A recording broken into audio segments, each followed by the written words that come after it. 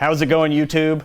I'm Pruitt. This is Jim Davis. And on today's WebDM, it's the opening shots in the Battle of the Bastards. As we continue our race coverage with Half-Orcs, let's take it to the field. Bob?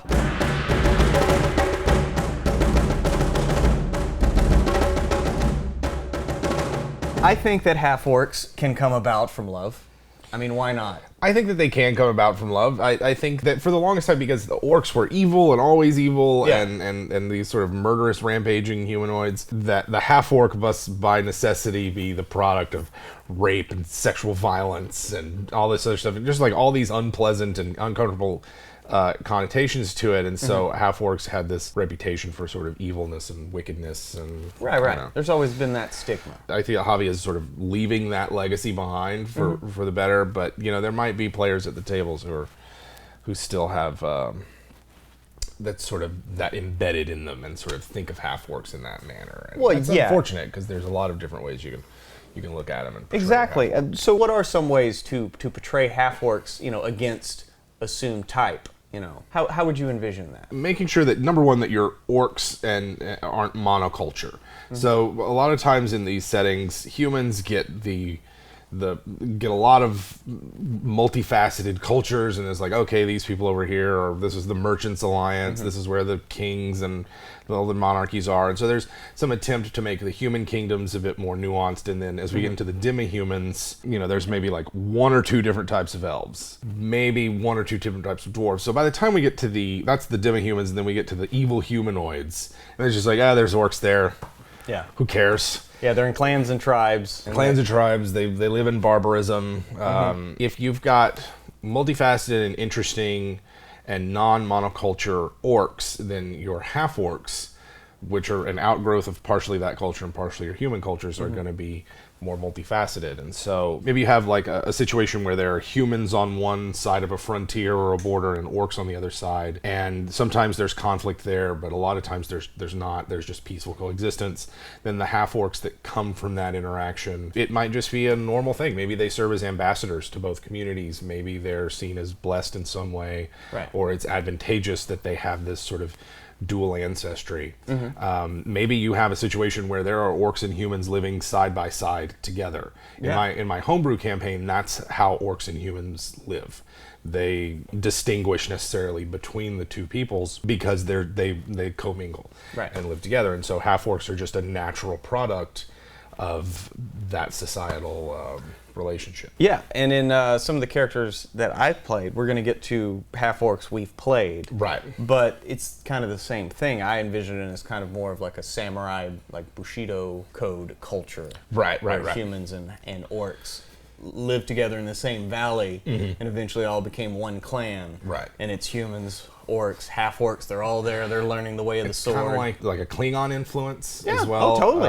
As well as sort of feudal Japan. I've always seen or loved to think about orcs, half-orcs in the Klingon vein, from Star Trek, like that ultimate warrior race. I think so too, and I kind of like with some of the more recent ways that I've portrayed orcs in my campaign, and by extension half-orcs, I sort of like fell into it without realizing it. So it created sort of this cultural hero for them to sort of revere and worship. I wanted to move away from Grumsh and yet another evil god that was, negatively impacting a group of humanoids, and I wanted to have something more neutral, and this is sort of their hero god who founded this sort of religion. In my case, it would be Druidism, and also sort of wrote this martial code. And I sat there and looked, I was like, that looks like, what's his name? The Kales? Or Kalis, or whatever. Kalis from... Kalis.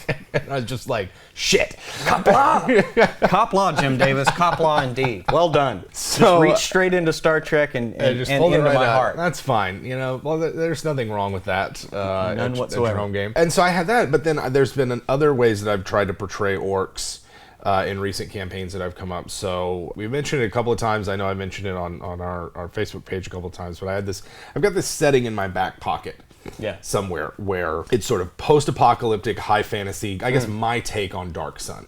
Right. Is what it would be. In it, there are no humans, no elves, no dwarves, and it's all the evil humanoids who looked up one day and was like, where'd all those other people go? And it's just the ruins of elven and dwarven and human civilization, and then goblins and hobgoblins and orcs and everything. And so one of them are groups of orcs that the dragons sort of round up and keep in their own little villages. The dragon protects that village, maybe visits once every few years. But the dragon just like, I'm going to keep an eye on those orcs. I might show up, they're going to worship me as a god, I provide for them, protect them from the dangers of the wastelands, and in return I get a loyal army of devoted followers. And some of the orcs in that setting come from this sort of dragon cult of the wasteland, where they're the best and brightest, the strongest, the quickest, are selected to live in the dragon's home, where they then become a super soldiers, basically, for this dragon. Both of those still play into this idea of a martial culture. So we have half-orcs as fighters and warriors and soldiers. Do they have to be, though? I mean, I don't think they have to be. The mechanics of the class certainly lend themselves towards warrior types. But the same strengths that make, say, a half-orc fighter or a half-orc barbarian, excellent. The bonus damage on the crit, the orc's resilience, the stat increase, those things also help with non-strength, non-constitution based half-orcs. And so something like orcish resilience on an orc wizard or an orc warlock is going to mean that probably the one time you get brought down below 0 doesn't happen. You're sitting there at 1. The healer in the party can help you out. You can get out of danger. Although I wouldn't rely on that one too much, because you're still sitting at 1 hit point.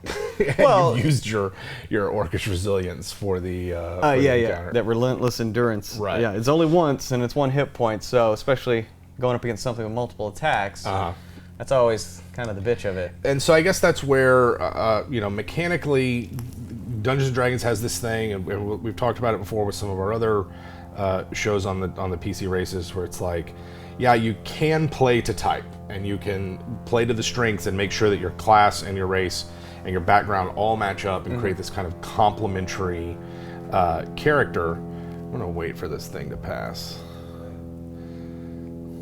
It's a drone. Oh my god. It's the drone. That's the drone strike. They're coming to get us. It's the Blitzkrieg. They're here. So there's a strong impetus to say my class, my race, my background all have to complement one another. I have to have this kind of character that, my highest stat is also the stat that the character class is going to use the most. And I understand that impulse in D&D. It's the essence of power gaming, kind of. It is, and sort of the first step of optimization is, and you want to make sure that you're effective at what you're trying to do. If I'm going to be a fighter, I want to be an effective fighter, so I'm going to pick one of the races that gives me a strength bonus or makes me a better fighter. But that's only one way to play the game and make a character. And you can also say, like, yeah, I'm going to make a half-orc wizard. Yeah. I'm going to make a skull masked with the high collar and cape, like half-orc evoker, that maybe comes from one of these stereotypically evil or barbarous orc clans. And half-orcs are the only ones allowed to practice spellcasting because they're orcs and superstitious and everything. Right. And your character is from one of these clans and sort of striking out on their own because they were tired of being kicked around, or they wanted to see something different. I can see that being really fun, and you can play up the because it's an evoker, you can play up the kind of rage and destruction and kind of the fury that's baked into the idea of this player race, while at the same time getting to engage in typical wizardly shenanigans that are normally the purview of elves and humans and things like that. You show up with a half-orc evoker, at the very least, maybe the party members are going to remember that character. It'd be more memorable by playing against type. Yeah. And still, they'd still get a bonus to con, so that helps wizards out. That helps wizards out, yeah. I mean, that the advantages of playing against type are, you're accepting maybe a little less mechanical optimization. Maybe it's not you're not squeezing every bit of performance as you can out of the system, but by playing against type in that manner, you are opening up a more complex character, a more memorable character. And let's be honest, you're not going to be that much mechanically behind in terms of your raw numbers. It's not like you're gimping yourself completely, right? Like you could in, say, other editions of D&D, and show up with a character that's like unfit to adventure. Right. I mean, you're probably talking about starting maybe with a 16 in your intelligence as a wizard. I mean, that's perfectly fine. Instead of an 18. Right. Or 20. Or, depending on how you start. Does anything get a +2 to intelligence? I don't think. I think there are some races that get a bonus for it. But starting with a 16 in your prime stat is a perfectly legitimate and almost the base assumption of the game, right? The base assumption of the game is that you will have like even like a 14 or a 16 in your prime stat. Those of us who are playing games where you can start with an 18 are playing a game that's sort of like outside of what the rules assume. Every now and then the person that starts with a 20 in one of theirs, which has happened. Yeah, it happens. Is I guess that's nice for them. But certainly not necessary. Right. And even if you don't go like say full wizard or something like that, the half-orc still lends itself well to any kind of gish. I do think so. Because they've got that foot firmly planted in the warrior archetypes of the game, branching out, even if it's just like an Eldritch Knight or a Bladelock or something like that, going half-orc that route, you're going to be extra tough. If you're using strength as an attack stat, you get that benefit to that. You're both playing to type and against type. In a way that you can mix those up to create a more interesting character. I've wanted to play for a while now a barbarian Bladelock. I think there's some synergy there with pre-casting spells that don't require concentration, going into rage, using the reflexive damage of things like Armor of Agathis or Fire Shield, gaining the benefits of the damage reduction that a barbarian gets when they're raging, and then just summoning a big ass axe and going to town. And then if you're not raging, having the option of spellcasting. And I think there's something there. It'd be mad as all hell. With like strength and con and dex and charisma. It'd be mad as hell. Definitely. But, hey, summoning that axe, that is the essence of your pure fury. Right, it sounds like a really fun character, but I also think it might be one of those characters where I played it. It's a one-shot character for me. Right. Get tested out in a one-shot to see. Hey, guys, make an 8th level character. This is just a one-shot. Well, all right, here we go. I'll go 1 or 2, and then the rest in Warlock. Would you do 2/6? I'd probably do 2/6, 2 Barbarian, 2, and then 6 in Fiendlock. Like we've said in a lot of our shows on the character races, I think it's worthwhile to, when you sit down and make one of these characters, to think like, okay, not just read through the player's handbook entry on the class or on the race, but like ask your DM. Hey, what's it like here? What are the different cultures that are associated with my race like? What are appropriate backgrounds to pick for this race? And then if you've got a DM, and I would encourage the DMs to do this, to leave some of those details fuzzy, so that then the player can step in and go, well, I think it'd be cool if I came from a culture that was like this. And so, we mentioned earlier about like avoiding monocultures in your character races. That's a great opportunity to tell the player, like, hey, I don't know what's going on here. I know there's some orcs here. They live in a forest. They live in some mountains. Don't really know what else. It's you can shift some of that burden off of your DM plate onto the players and say, all right, player, tell me what the culture your character comes from is like. Well, we're a family of loggers. And we really like syrup. It's basically like Canadian orcs, you know? They're Canadian orcs. They have a reputation for being sort of easygoing and friendly, but don't make them mad. Don't make them mad, and if you happen to find yourself in a war with them, you'll find them surprisingly stalwart. So. Don't let that laid-back, easygoing reputation fool you. Woe to any enemy when a Canadian orc goes to war.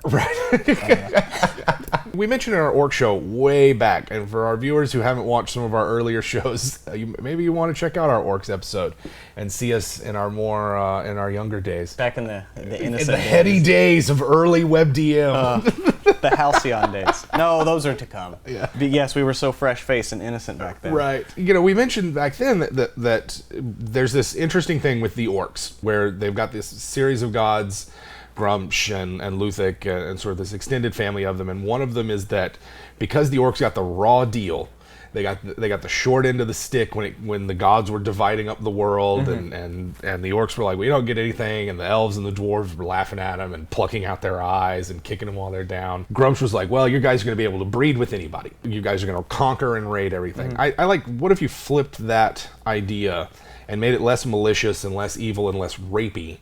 And turned it into a more egalitarian sort of like, what if the orcs are just like, they just get along with everybody? They're just like explorers. They're just go around they're everywhere. Explorers, and orcs replace kind of the Whereas in a lot of fantasy settings, humans are the default everywhere. There's humans the world over. Right. And what if humans then become just a regional racial power, and orcs are the ones where it's like, yeah, there are orcs over here and on this continent and that continent and this one, and some places they have conflicts with their neighbors, but in other places everything's copacetic, and they live in a kind of D&D utopian harmony. Well, it would certainly be playing against type. It would certainly be playing against type, and it lets you do interesting things when you're able to kind of break free of the molds that legacy and the cultural baggage that comes with these characters, because most of the big elements of D&D's sort of mythos comes from Tolkien, and that carries with it a lot of baggage. You can go back to the roots, but if you're going back to the roots of Tolkien, even Tolkien was kind of confused as to who orcs were and what the different types of orcs were, and at least in my reading of it, he never quite settled on whether or not, say, orcs were redeemable or whether they were irredeemably evil, and that would obviously extend towards half-orcs. We've both played half-orcs in recent campaigns. Oh yes, very much so. I'm currently playing 2. Not just 2. You were playing 2 half-orc fighters. Well, right? Yes. Well, yes, because I and fans of the show, I've talked about it before in episode with Cody or whatever. I talked about the HalfOrcs Samurai, just the cheesiest cheese that has ever cheesed. Right. Like, I wanted to play that, right? Yeah. Well, we started a game on Monday nights here at a local bar in Austin, and they are doing no UA at all, no Unearthed Arcana. So I was like, well, I'll just do a Battle Master. Right. Yeah. Basically, kind of the same thing. Martial, very, very honor bound. But so that's Korrid of Clan Haga. But the character I want to play is Kuri of Clan Haga. Your samurai. My samurai, which if you just switch those, it's the Haga Kuri, Way of the Samurai. It's not a shock to any fan of the show that's how I would name my character. But yeah, I didn't want to use that name for the Monday game, so I went with Korrid. Yeah. Because I had a figurine of Wondrous Power at one time that was a dog named Korrid, and named the dog Korrid, and I really like that dog, goddammit. Named the dog Indiana. I really like that dog. So anyway, I am having an absolute blast. Let me tell you, playing against type is great and all, right? Playing against but type when is you great. play a half-orc, how they're meant to be like put into the game, my Battle Master has had some great moments. Let me tell you, when you do parry and riposte, so like whether you hit me or miss me, I can manipulate that with my Right, you've always got a reaction there for you. right? Yeah. And giving yourself advantage with feigning attack. Yep. And now I added pushing attack and disarming attack. And I've gotten to use both of those. Disarming an enemy and then kicking their sword behind you and going, come on. Come on. That's pretty sweet. I mean, why not? The Battle Master's great. Right. But in our weekly game, you're running the Maze of the Blue Medusa. I am. I find myself running this this module Maze of the Blue Medusa, and for the most part, it's you and another player, my brother, who's playing a Kinsai. Yeah. So it's a samurai and a Kinsai going through this great. sort of magical art gallery / prison, extra dimensional maze, and it's been a blast. Give me your impression of the samurai, like, dude. Now that you've had a chance to play it up to what, 8th level? We're 8th level now. I would love to be able to get to 15th. Yeah. Is that the? It'd be amazing. Is that the? I can't die. Well, no, that's like 18. That's like that's like the Capstone Ability is the one where it's the even better relentless endurance. Right. Where you not only get dropped to 1 and come back, but you can immediately use your reaction to make an attack. So it's just like you get knocked down and you get up again. And you get up again. And then you get knocked down again and use your relentless endurance and you get up again and you just become this like this unstoppable avatar of battle where it's just like you can't kill him. And you've got and we're also using this game. I can't remember if I actively encouraged you guys or you guys just all decided that you were going to use all Unearthed Arcana material to make your characters, or we're like mostly Unearthed Arcana. We discussed like, hey, can we use it? And you're like, yeah, sure. And I'm like, we just basically were like, well, I'm gonna use as much as possible because I have another character, a warlock, who's a tome lock of the Raven Queen. Right. And that's all UA feats there, and everything, and that's what I did with him because I took Orcish Fury, which is the racial feat for half-orcs. Yeah. Where you can once a day add another die to an attack. So when you crit and you add a die for your Orcish Savage attacks, you can add another attack, another die. Like what, 4d12 with a crit? Oh man, it's just it gets kind of stupid. It gets a little cheesy. Yeah. But I mean, we did have that one game, and we posted about it on Facebook, where we had like 11 crits total. 8 of them were mine. Now, granted, 2 of them were with Poe. I think 6 of them were with Kore. With Kore, yeah. But still, whenever you're doing their fighting spirit, which the samurai fighting spirit, where you're just advantaged on all attacks till the end of your... So it's 2 sets of attacks. It's 2 sets of attacks. It's really kind of nuts. And what happens is in a combat, these characters sort of become the central focus of it. So, like, whatever's going on in another person's turn or whatever, like, they're doing their own thing. And then you realize that, like, one character has, like, just downed 5 times as many enemies as everybody else. You know, you're playing, you realize, okay, this character build, either by purpose or on accident, is the central focus of combat. And sort of the character that combat begins to revolve around simply because they're effective or tough or something like that. And I've noticed that with your samurai. Well, where it's like, you just killed another one. Like, that's like 3 already, and it's only the second round of combat. And because when you're a fighter and you have action surge and you're a half-orc and you're giving yourself advantage and you're critting and you're adding extra damage. And by the way, I have great weapon master. So I'm adding 10 damage to most of these things because I'm rolling with advantage because why not? Because why not? And there's a reason why the inhabitants of the dungeon have referred to you and the Kinsai as sword demons. Because of it. I like that. And so that's my experience. In our most recent, your brother, again, he ran the Curse of Strahd. Right. And you played Tiberius. I played Tiberius, who is a half-orc devotion paladin. I wanted to play a devotion paladin because it was Curse of Strahd. And in my mind, it was just like, well, there's only 2 types of characters you play in Curse of Strahd, a light cleric or a devotion paladin. And so I went paladin. I went sword and board, full-on knight in shining armor. But I chose half-orc because I wanted to have a character that has kind of a torturedness to him or a conflict within him. And the particular character that I had, I went Haunted One background and was like, he was the survivor of an attack. I know in my mind he was like, well, he was like the Pope's bodyguard or something. I don't know what Forgotten Realms has. And his, like, a demon showed up, killed everybody, and left him alive on purpose just to mess with him. No grand scheme. The demon's not coming back. It was just like he just wanted to mess with this one paladin, be like, you're the survivor of this horrible attack. And so it weighs heavy on Tiberius. So I wanted a character that, number one, could I maintain a lawful good alignment while playing in Barovia? Because my natural instinct is to go, resistance, let's dive into evil and just get, I tend to play a bit more morally neutral characters. And so it's a fun challenge to play a lawful good character, and it was a fun challenge to play one because we were making characters set in Forgotten Realms and then moving them to Barovia. I knew that in Forgotten Realms, Tiberius deals with the influence of Grumpsh in his life, and just he's got to get him off his back, and he can do better. Grumpsh is always looking at you. Always with that looking at one eye. And so I went with that, and I found that mechanically, the half-orc was a perfect fit for Paladin. The times that I crit and spend your highest spell slot on a divine smite were very satisfying. It's great to roll. And have another die. And have another die. I think you're doing a lot of damage. Given I think there was a couple of vampires that Tiberius basically one-shotted. Or at least vampire spawn. Vampire spawn. And I just found that he was tough and resilient in a way that I found very satisfying. The fact that he could heal himself after a fight made him a very, his self-reliance was great. And I like characters that can take care of themselves and sort of not have to worry about needing another character that way. Oh, you needed Pierce. Don't be like that. I mean, Pierce was fun, and I think the combination of a devotion paladin and a life cleric was, particularly once we got all the warding bonds and the sanctuary going, and again, like all of the synergy that we had between the spells was really great. But Paladin's a great class. It's one of my favorite. The fact that I can hit a 21 or 22 AC with protection from evil, imposing disadvantage on almost all of the monsters that we fought.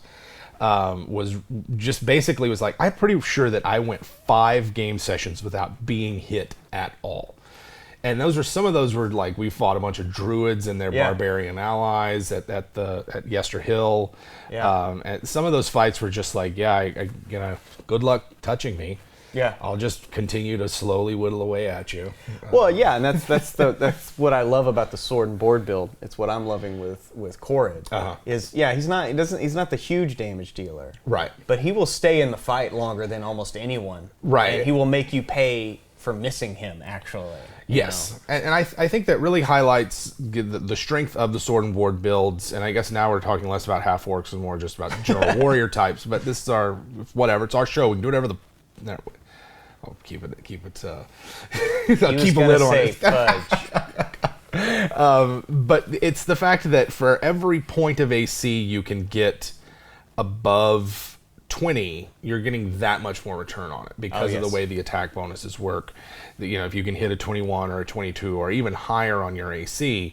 Now I went duelist with mine. I wanted a bit extra damage when dealing with my longsword, but there's nothing saying that going defensive and getting that one extra point of AC, strapping it on your shield, getting full plate as soon as possible, and the half-orc, to bring it back around, really fits that archetype well because you have that high AC, you got the con bonus for hit points, and then on top of that, you've got the relentless endurance that's going to keep you going, and so it makes for a very tough character. And 5th edition is the edition that I know we say play against type. You don't always have to do what seems obvious. Yeah. But it's also the edition that seems to reward playing to type. Oh, definitely. If you focus in on what the stereotype or whatever, man, you're rewarded in a big way. Oh, yeah. God. And so in that sense, 5th edition succeeds in sort of reinforcing those archetypes and those core character concepts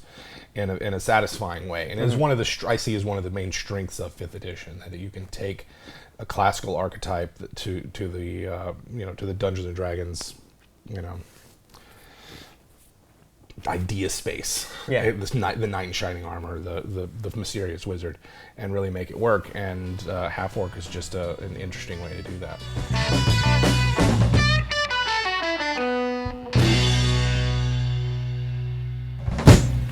Matt didn't even know we were rolling for like the first 3 minutes. I know. That's I was like, Jim thinks this is still pre-show. Yeah, and I totally launched into show. I don't remember a thing. I didn't hear an action. Well, he was just like, we clapped, and then we were like, all right, orcs. I'm like, all right, orcs, and I was like, Jim's a little lax in his. He doesn't think this is the show.